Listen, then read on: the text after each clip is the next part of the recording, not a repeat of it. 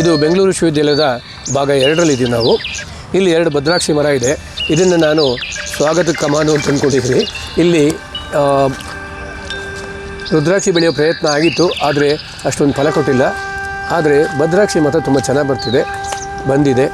ಇಲ್ಲಿ ಸುಮಾರು 101 varieties of ಸ್ಪೀಷೀಸ್ನ ತಂದು ನೆಡಲಾಗಿದೆ. ಮತ್ತು ಇಲ್ಲೇ ಪಕ್ಕದಲ್ಲೇ ಬ್ಯಾಂಬೂ ವ್ಯಾಲಿ ಇದೆ. ಆ ಕಡೆ ಆಂಜನೇಯ ಗುಡ್ಡದ ಹತ್ರ ಒಂದು ಜಿಯೋ ಪಾರ್ಕ್ ಅಂತ ಮಾಡಿದ್ವಿ. ಎಕ್ಸಲೆಂಟ್ ಜಾಯಿಂಟ್, ನೀವೇನು ಹೇಳ್ತೀರಾ, ನೀರು ಒಳಗಡೆ ಹೋಗ್ಬೇಕಾದ್ರೆ ಭೂಮಿ ಒಳಗಡೆ ಬೇಕಲ್ಲ, ಆ ಜಾಗ ಅಲ್ಲಿದೆ. ಹಾಗೆ ಇಲ್ಲೊಂದು ಕ್ವಾರಿ ಇದೆ, ಅದನ್ನು ಜಿಯೋ ಪಾರ್ಕ್ ಭಾಗ 1 ಅಂತ ಹೇಳಿದ್ದೀವಿ. ಈ ಎಲ್ಲ ಜಿಯೋ ಹೈಡ್ರೋ ಆ್ಯಕ್ಟಿವಿಟಿ 2ನೇ ಭಾಗ ಇದು. ಭದ್ರಾಕ್ಷಿ ಅಂತ, ಭದ್ರ ಅಂದರೆ ಮಂಗಳಕರ ಅಂತ. ಇದನ್ನು ಯೂಸ್ ಮಾಡೋದ್ರಿಂದ ನಿಮಗೆ ಸರ್ವಾಂಗೀಣ ಅಭಿವೃದ್ಧಿ ಆಗುತ್ತೆ, ಒಳ್ಳೆಯದಾಗುತ್ತೆ. ಅಕ್ಯುಪ್ರೆಷರ್ ಟೈಪಲ್ಲಿ ಕೆಲಸ ಮಾಡುತ್ತೆ. ಇದನ್ನು ಪ್ರಯೋಗ ಮಾಡಬಹುದು.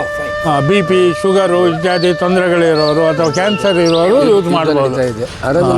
ಬಿಲ್ಪತ್ರೆ ಇದು 3 ದಳ ಇದೆ, 3 ತ್ರಿದಳ. ಇದು ಎಲೆಯನ್ನು ಅರ್ಲಿ ಮಾರ್ನಿಂಗ್ 15 ಎಲೆ ತಿಂದು ಬಿಸಿನೀರು ಕುಡಿದ್ರೆ ನಿಮ್ಮ ಶುಗರು ಕಂಟ್ರೋಲಿಗೆ ಬರುತ್ತೆ. ದಿನ ಇದನ್ನು ನಮ್ಮಂಥ ಯಂಗ್ ಪೀಪಲ್ಲು ಎರೆಟ್ ಡಿಸ್ಫಿಸ್ ಏನೋ ಅದಕ್ಕೆ ತೊಂದರೆ ಇದೆ, ಅವ್ರಿಗೆ ಇದನ್ನು ಸೂಪ್ ಮಾಡ್ಕೊಂಡು ಕುಡಿದ್ರೆ ನಾರ್ಮಲಿಗೆ ಬರುತ್ತೆ. ಹಾಗೆ ಹಣ್ಣನ್ನು ತಲೆಗೆ ಬೇಯಿಸ್ಬಿಟ್ಟು ತಲೆಗೆ ಹಚ್ಕೊಂಡ್ರೆ ತಂಪು. ಹಣ್ಣನ್ನು ಒಣಗಿಸ್ಬಿಟ್ಟು ಆಡತೋಡ ವಾಚಿಕ ಅಂತ, ಆಡು ಸೋಗೆ ಅಂತಾರೆ, ಸಿಂಹಪರ್ಣಿ ಅಂತ ಕರೀತಾರೆ. ಮಲ್ಲಿಗೆ ಹೂ ಥರ ಹೂ ಬಿಡುತ್ತೆ, ಹೂವು ಭಾಳ ಸ್ವೀಟಾಗಿರುತ್ತೆ. ಎಲ್ಲ ನಮೂನೆಯ ಕೆಮ್ಮಿಗೆ ಭಾಳ ಒಳ್ಳೆಯದಿದು. ಆಡತೋಡ ವಾಚಿಕ ಅಂತ. ಇಂಗ್ಲೀಷ್ ಮೆಡಿಸನ್, ಅಲೋಪತಿ ಮೆಡಿಸನ್ ತಗೊಳ್ಳೋರಿಗೆ ಗ್ಲೈಕೋಡಿನ್ ಅಂತ ಬರುತ್ತೆ. ಬೆನ್ರಾಯಿ ಗ್ಲೈಕೋಡಿನ್ನಲ್ಲಿ ಮುಖ್ಯ ದ್ರವ್ಯ ಇದೇನೆ. ಬಾದಾಮಿ ಹಂಟು ಅಂತ ಬರುತ್ತೆ, ಗಂಟೆ ಅಂಗಡಿಯಲ್ಲಿ ಸಿಗುತ್ತೆ. ಕೈಕಾಲೂರಿ, ಕಣ್ಣೂರಿ, ಡಯಾಬಿಟಿಕ್ನವ್ರಿಗೆ ಸಾಮಾನ್ಯ ಇರುತ್ತೆ, ಅವರಿಗೆಲ್ಲ ನಿವಾರಣೆ ಆಗುತ್ತೆ ಇದು.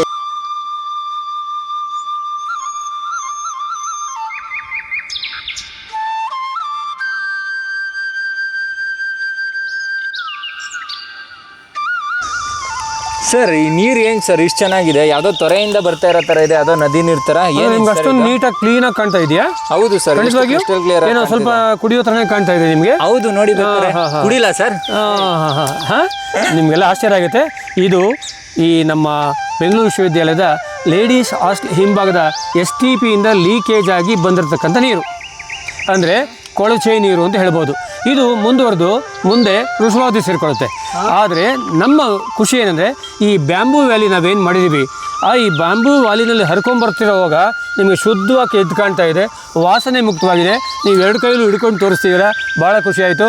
ಇಂಥದೇ ಎಲ್ಲ ಜಲಾನಯದ, ವೃಷಭಾವತಿ ಜಲಾನಯದ ಎಲ್ಲ ಹಳ್ಳಗಳಲ್ಲೂ ಇದೇ ಥರ ನಾವು ನೀರು ಹರಿಯಂಗೆ ಮಾಡಿದ್ರೆ, ಶುದ್ಧ ನೀರು ಹರಿಯಂಗೆ ಮಾಡಿದ್ರೆ ನಾವು ಖಂಡಿತವಾಗಿಯೂ ಒಳ್ಳೆ ಬಯೋ ಟ್ರೀಟ್ಮೆಂಟ್ ಆಗುತ್ತೆ.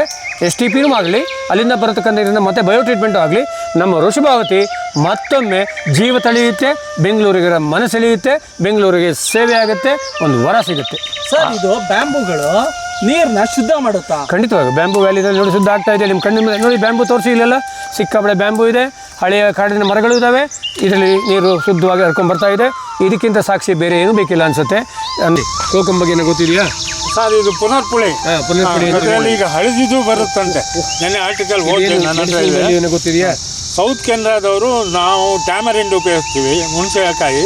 ಅವರು ಇದನ್ನೇ ಯೂಸ್ ಮಾಡೋದು, ಹಾರ್ಟ್ಗೆ ತುಂಬ ಒಳ್ಳೆಯದು. ಇದು ಇದು ಪುನ್ನಾಗದ ಗಿಡನೂ ಬಹಳಷ್ಟು ನಾವಿಲ್ಲಿ ಹಚ್ಚಿದ್ದೀವಿ ಈ ಬಯೋ ಪಾರ್ಕ್ ಭಾಗ 2ರಲ್ಲಿ. ಇದು ಆಗಲೇ ಹಣ್ಣು ಬಿಡ್ತಾ ಇದೆ, ಆಗಲೇ ಉಪಯೋಗಿಸ್ಕೊಳ್ತಿದ್ದಾರೆ.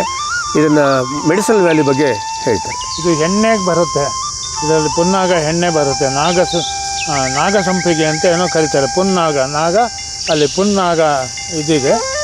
ಹಾಗಾಗಿ ಇದು ಎಲ್ಲ ಉಪಯುಕ್ತ ನಮ್ಮ ಪ್ರಕೃತಿಯಲ್ಲಿ. ಈ ಭಾಗದಲ್ಲಿ ನಾವೊಂದು 50 ಬೇಲದ ಗಿಡಗಳನ್ನ ಬೆಳಿಬೇಕು ಅಂತ ಅಂದ್ಕೊಂಡ್ವಿ.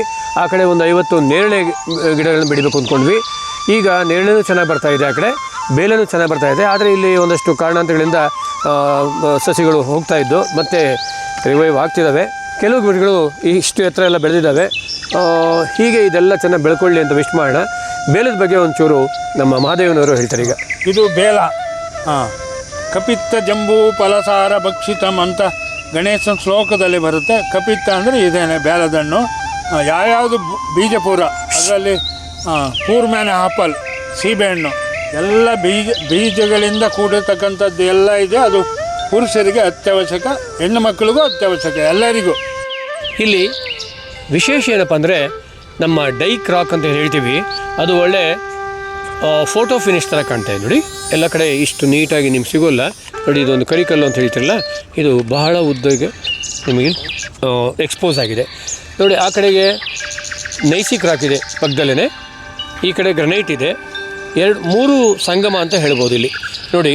ಇದು ಗ್ರನೈಟ್, ಇದು ನೈಸಿಕ್ ರಾಕು. ಒಂದು ಕಡೆ ಗ್ರನೈಟು, ಒಂದು ಕಡೆ ಡೈಕ್ ರಾಕು, ಒಂದು ಕಡೆ ನೈಸಿಕ್ ರಾಕು, ಎಲ್ಲ 3 ಇರೋ ಜಾಗ ಇದಾಗಿದೆ. ಏನಪ್ಪ ಅಂದರೆ ಇದು ಎಸ್ಪೆಷಲಿ ಡೈಕ್ ರಾಕ್ ಮತ್ತು ತುಂಬ ಜೋರು ಎಕ್ಸ್ಪೋಜರ್ ನಮ್ಮ ಕ್ಯಾಂಪಸ್ನಲ್ಲಿ ಇರೋದ್ರಲ್ಲಿ ಇದು ಒಂದು. ಅದನ್ನು ತೋರಿಸ್ಲಿಕ್ಕೆ ಅಂತ ನಿಮಗೆ ಕರ್ಕೊಂಬರ್ತೀವಿ. ಇಲ್ಲಿ ನೋಡಿ, ಇಲ್ಲೂ ಕೂಡ ನಿಮಗೆ ಸೇಮ್ ಕಾಂಪೋಸಿಷನ್ ಇರೋದು ಗ್ರಾನೈಟಲ್ಲಿ. ಇಲ್ಲಿ ನೈಸಿಕ್ ರಾಕಲ್ಲೂ ಸೇಮ್ ಕಾಂಪೋಸಿಷನ್ ಇರುತ್ತೆ, ಆದರೆ 1000 ಮಿಲಿಯನ್ ವರ್ಷ ಹಳೆ ಇದು ಇದಕ್ಕಿಂತ ಕಂಪೇರ್ ಮಾಡಿದರೆ ಈ ಗ್ರಾನೈಟ್ಗಿಂತ. ಮೊದಲು ಗ್ರಾನೈಟ್ ಆಗಿತ್ತದು, ಹೀಗಾಗಿದೆ. ಈಗ ಮತ್ತೆ ಗ್ರಾನೈಟ್ ಬಂದಿದೆ, ಇದು ಕೂಡ ಮತ್ತೆ ನೈಸಿಕ್ ರಾಕ್ ಆಗುತ್ತೆ ಮೆಟಮಾರ್ಫಿಕ್ ಪ್ರೋಸೆಸ್ಸಲ್ಲಿ. ಸೊ ನಿಮಗೆ ಮೆಟಮಾರ್ಫಿಕ್ ಪ್ರೋಸೆಸ್ನ ತೋರಿಸ್ಲಿಕ್ಕೆ ಅದ್ಭುತವಾದ ಜಾಗ ಇದು ಒಂದು. Thank you sir.